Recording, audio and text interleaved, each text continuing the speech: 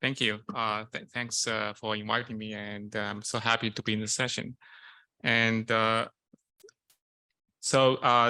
talk today is just give our experience and some of reflections about how we use calibration weighting applied to RANDs, and hopefully we're going to use that to the rapid surveys. So our center is going to implement a rapid survey system, and the key is to use the web administration to collect and publish timely data with high quality. And Stephen, in our session, will give more details about that. And so our session in this CIPHER, it's focused on RANDs and the upcoming rapid survey system and some of the methods issues, as Paul indicated. And particularly in my talk, we're trying to brief how we use calibration weighting to improve the survey estimates and some of our lessons learned from our applications. So I'm going to skip that, because Paul already gave yeah, so I just want to focus one thing, because we are trying to hopefully give some experimental national estimates using the panel data, particularly collected from NORC. So we're hoping by doing some calibration weighting to improve the quality of estimates from the original panel.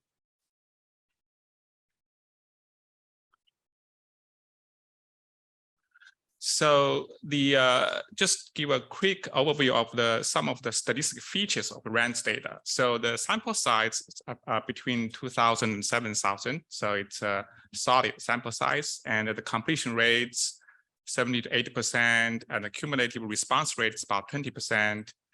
And when we get the data from the NORC, they give us the survey design information like sampling strata, clusters, and weights. And sometimes the survey include data from both web mode and phone mode. And in certain cases, they also give us data from non-probability panels. So why do we calibrate? Because we realize some of the possible limitations of RANDs. And for example, the panels might be limited based on recruiting methods and the geographic coverage, and also more importantly, the web-based panels just may be limited to respondents who have access to the internet only. To reduce this possible coverage error and response error, we are trying to use the rich health survey information in our center. So we have this National Health Interview Survey, is one of the high quality survey for the country. And our hope is to calibrate RANDS data using this high quality reference data to improve the estimates if we are trying to present a national picture of these health outcomes.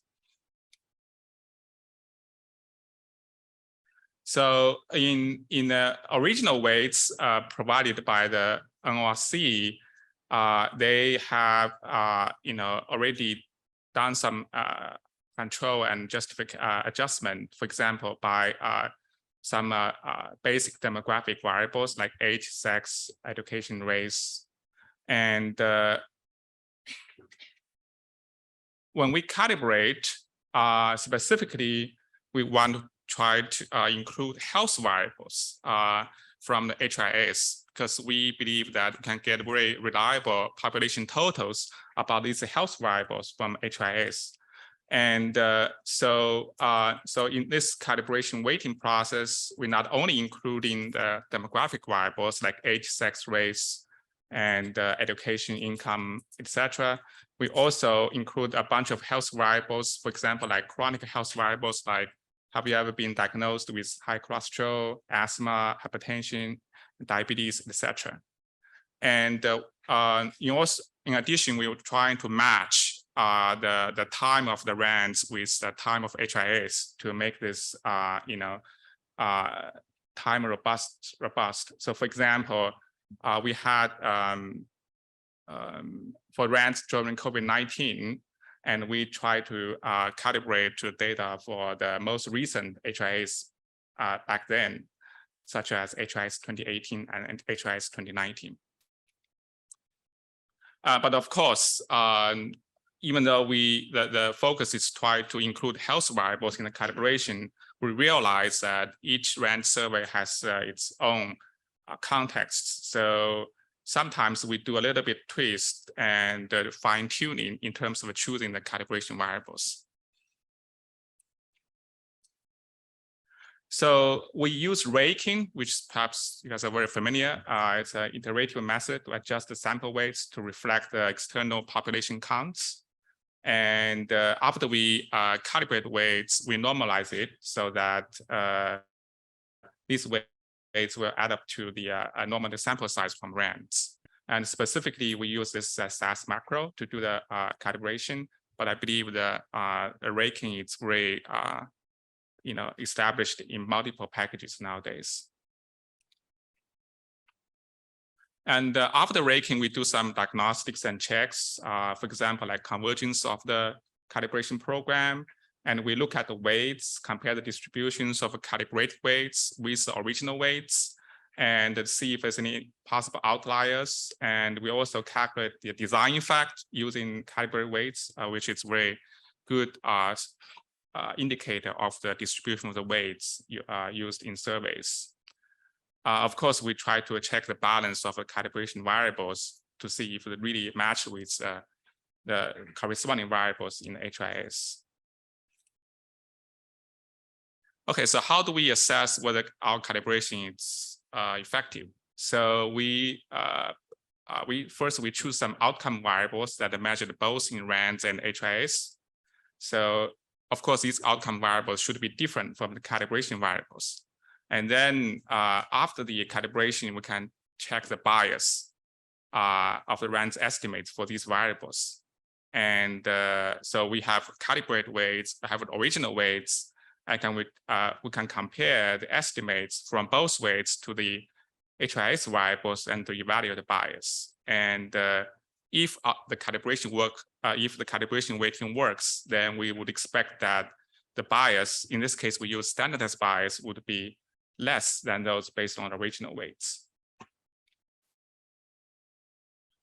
So just give a very brief summary of the bias estimates based on both weights. So we have three variables, outcome variables: the current asthma, current smoker, and pre-diabetes. And we plot the standards bias across different surveys. And in this case, we found that using calibrated weights, we get a smaller bias for the current asthma and pre-diabetes, but not for the current smoker. So a brief summary. So for the most of the outcome variables we have chosen in our evaluation, using the calibrated weights reduce the bias compared with using the original weights. Of course, there's some exceptions, and also the bias reduction, it seems to be impacted by many factors. For example, what outcome variables you are trying to evaluate, and the magnitude of original estimates, and as also, I think the bias reduction also differs by different subgroups. But in general, from this research and evaluation, we conclude that using calibration, additional calibration, is effective in terms of reducing the bias from the original weights.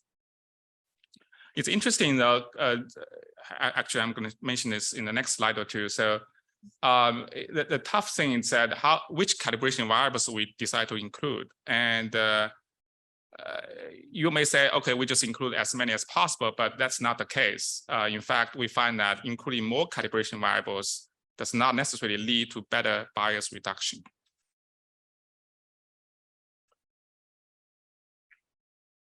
So we just a quick summary of our research. So we compared a bunch of calibration strategies. For example, we mentioned many about raking, but we also try to propensity score methods. And if they include the same variables, and then the results are very similar.